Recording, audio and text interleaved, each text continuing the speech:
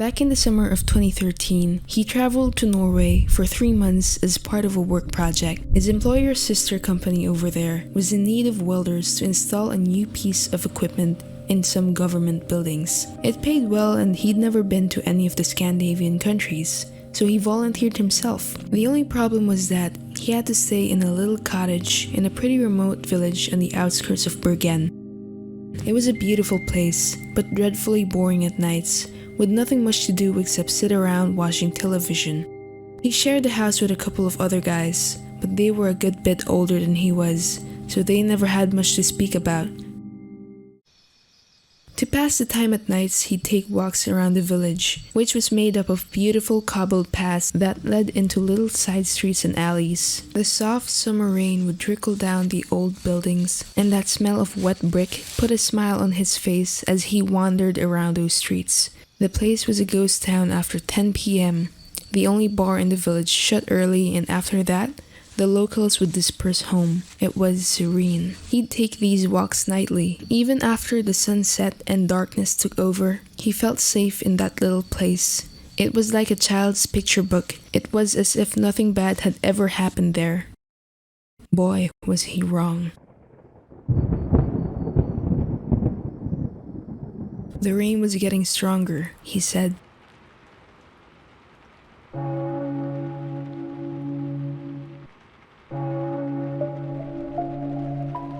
He had passed by the old church nearly every night on his walks, but never thought to look inside. That night though, the door was slightly ajar, and he swore he could hear a soft chanting from the inside. He remembered looking at his watch and seeing that it was a few minutes after the stroke of midnight. That soft summer rain had developed into a much fiercer one, so he figured he can sneak in and take shelter. He craned his neck around the corner of the heavy wooden door, and the chanting seemed to stop abruptly. "Hello?" he called out, his clothes dripping as he stepped inside. The only sound there was the tapping of the rain against the stained glass windows. He stepped forward, inspecting the surroundings for a sign of life. "Hello?" he called out. "Is anyone there?" Surely the priest must have been there. He approached the candles on the altar. The wicks hadn't been burning the wax down for long. Someone had to have lit them recently. He realized that there were no other doors in that old church, no adjoining buildings or rooms which shot off from the wall where he stood. The only way in and out was that heavy wooden door. Had he imagined that chanting? That's when he heard the voices. A low whisper made him flinch. It sounded as if it had come from inside his own head. Was that the wind whistling through the windows? He thought. It hardly sounded human. Another deeper whisper. He could feel his skin crawl, each tiny hair on the nape of his neck standing up and freezing in position. Who's there? He turned to the left, right, nothing. Sounded in that low, whispery unison. He couldn't pinpoint the source. It was so low and crackly, like an old television stuck between channels. He knelt down and looked under the pews. If someone was screwing with him, they had to have been kneeling behind one of them. He lowered his head parallel to the wooden floor, his cold cheek touching the coarse wood. His eyes darted from left to right. Nothing.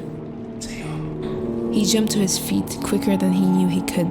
It felt like a hole had opened up in his stomach. It felt like he shouldn't be in that place, like something was trying to make him do something he knew he shouldn't. Two distinct, gravelly noises, pain and anger. They were aimed at him, he could feel. He began to back out the room, keeping ever alert for the slightest movement. If someone was screwing with him, then they had been successful. He could hardly breathe. He was that terrified. As his hand touched the door, he heard the voices one last time, much lower and angrier than before.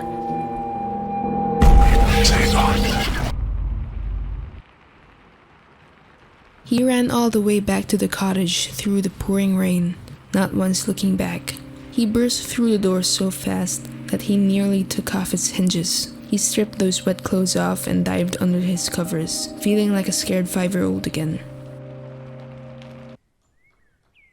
"What the hell were you doing last night?" He lied, telling him that he was running like a man possessed because of the torrential weather. The housemate replied with a joke about him being the only Scotsman who was afraid of the rain. He then told him about his walk and going to the church, but not about the voices. His housemate's face contorted into a twisted grimace when he mentioned he'd went inside. "The locals don't go in there much," he whispered to him.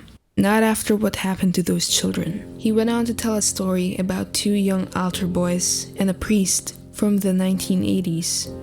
He told him that this priest had done things to those poor kids, told him that if they had mentioned this to anyone else, they'd spend eternity in hell. This apparently went on for months, the unsuspecting townsfolk happily going to church each Sunday, that smiling priest preaching the Lord's word while those young boys stood by his side, terrified. Got to the stage where they couldn't bear it anymore. They ended it themselves right there in that church rather than risk going to hell. Left a note about how sorry they were. That sick man was arrested soon after. Ended it? He made a gesture with his tie, lifting it above his head to signify that the kids hung themselves. Are you kidding me? No. You think I'd make something like that up? The whole experience was bouncing around in his head the whole day. He could hardly concentrate. He just stood around with his welding mask, pretending he was busy while those horrible voices replayed in his ears.